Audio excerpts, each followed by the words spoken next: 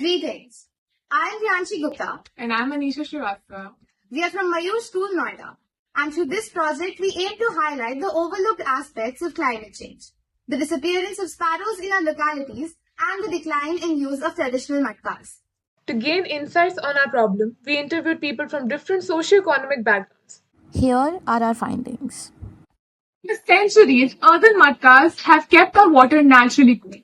But today, refrigerators have replaced them in most households. This shift reduces sales for potters and increases electricity consumption, adding to carbon emissions and climate change. क्या आपको लगता है आपकी आजकल बिक्री कम हो गई है? और अगर ऐसा हो तो क्यों? आपको तो क्यों लग? अब सब लोग ब्रिज यूज करने लगे हैं, इसीलिए मेरी बिक्री कम हो। सर, आजकल मिट्टी के बहुत कम हो गए हैं, तो आप कैसे जुड़े?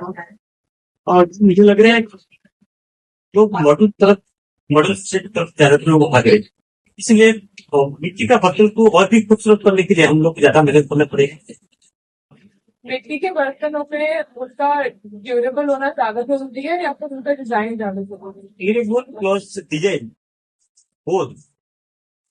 दोनों चीजें। Reviving mud cars means saving both tradition and energy. Using mud cars in homes, schools, and public spaces reduces the electricity use and supports local potters.